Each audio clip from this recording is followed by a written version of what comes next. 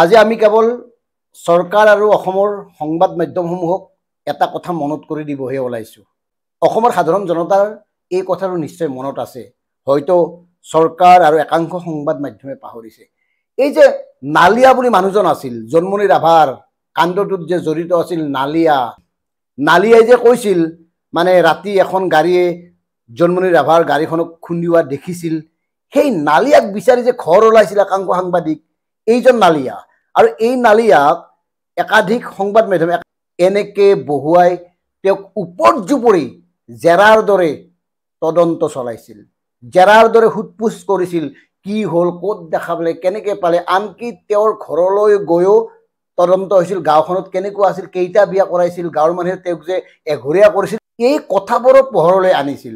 এতিয়া আমাৰ কথাটো হ'ল, জুবিন গাৰ্গৰ এই কাণ্ডটোত জড়িত ছিংগাপুৰৰ সেই মানুহকেইজনৰ লগত কি হ'ল, তেওঁলোকৰ ঘৰ ক'ত, আৰু সেই যে ঘটনাটোত আছিল সেইখিনি সময়ত য'ত তাৰ পৰা অসমলৈ ভিডিঅ' প্ৰেৰণ কৰিছিল সঞ্জীৱ নাৰায়ণ চিকু, তেখেতক কিয় এনেকৈ সোধা হোৱা নাই, কিয় তেখেতক এনেকৈ দুজন সাংবাদিকে বহুৱাই লৈ এই ধৰণৰ কথাবোৰ সোধা হোৱা নাই? কাৰণ জুবিন গাৰ্গটো আমাৰ জাতিৰ সম্পদ আছিল, জুবিন গাৰ্গ কি এই কথাটো কোৱাৰ প্ৰয়োজন নাই। গতিকে জুবিন কাণ্ডৰ লগত জড়িত এইসকল লোকক কিয় অসমৰ ছেটেলাইট চেনেলসমূহে এনেকৈ বহুৱাই লৈ সোধপোছ কৰা নাই, আলোচনা কৰা নাই বা সাক্ষাৎকাৰ লোৱা নাই, তেখেতসকলৰ ভাষাতে ক'লোঁ।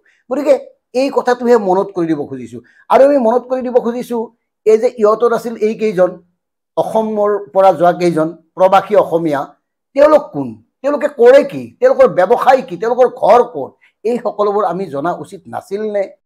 এতিয়া চাওক, ইয়তখনত যে আছিল দেৱজিৎ হাজৰিকা, তেওঁৰ ঘৰ ক'ত, তেওঁ তাতে কৰে কি, কেতিয়াৰ পৰা আছে, কাৰ লগত সম্পৰ্ক, এই কথাবোৰ আমি জানিব লাগিছিল, অসমৰ সাধাৰণ জনতাই জানিব লাগিছিল। সিদ্ধাৰ্থ বৰা, অভিমন্যু তালুকদাৰ, তেওঁনো কি কৰে, আনহাতে ৰিপকমৰ শইকীয়া কোন, পৰীক্ষিত শৰ্মা, তন্ময় ফুকন আৰু কেইজনমান ছাত্ৰ আছিল, তেওঁলোক কোন কোন আছিল, তেওঁলোকৰ ঘৰ ক'ত?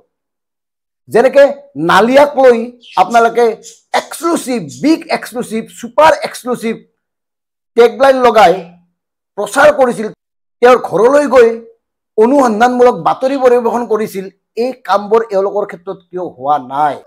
কাৰণ আমি জানিব খোজো, এই লোককেইজনে ছিংগাপুৰত কি কৰে, ব্যৱসায় কৰে নে অন্যান্য কিবা কাম কাজ কৰে, বা ছাত্ৰকেইজন কোন, তেওঁলোকৰ ঘৰ ক'ত, তেওঁলোকৰ ঘৰত কোন কোন আছে, এই গোটেই কাৰবাৰটো পোহৰলৈ অনা উচিত নাছিল নে?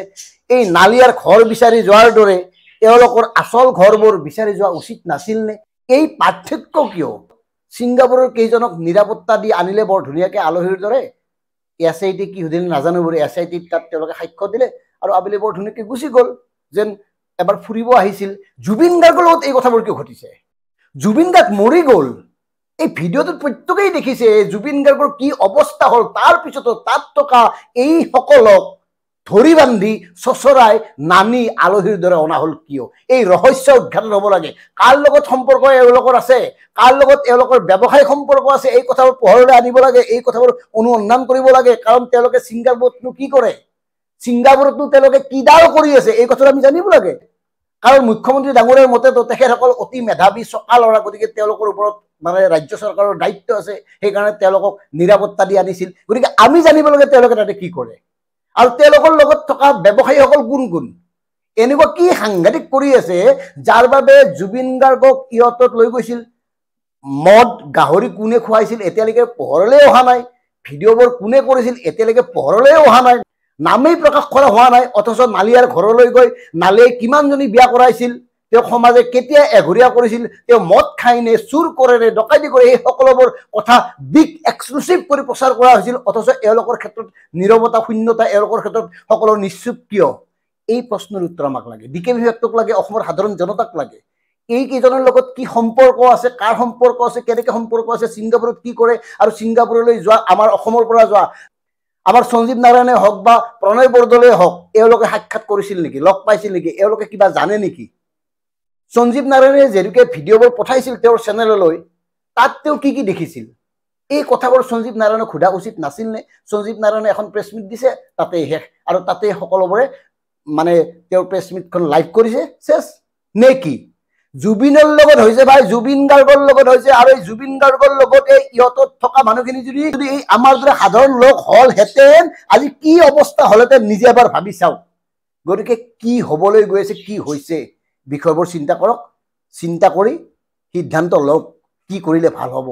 সিদ্ধান্ত লওক আমি কি কৰা উচিত, সিদ্ধান্ত লওক কেনেকে জুবিন গাৰ্গৰ ন্যায় আমি পাম, সিদ্ধান্ত লওক এনেকে থকাটো উচিত নে অনুচিত, সিদ্ধান্ত লওক অনাগত সময়ত আমাৰ ভূমিকা কি হ'ব, সিদ্ধান্ত লওক অসমত এই যি কাৰবাৰ চলি আছে সেই কাৰবাৰবোৰক এনেকে চলি থাকিবলৈ দিব নে অন্ত পেলাব। সিদ্ধান্ত আপোনাৰ। ধন্যবাদ। জয় অসম, জয় জুবিন গাৰ্গ।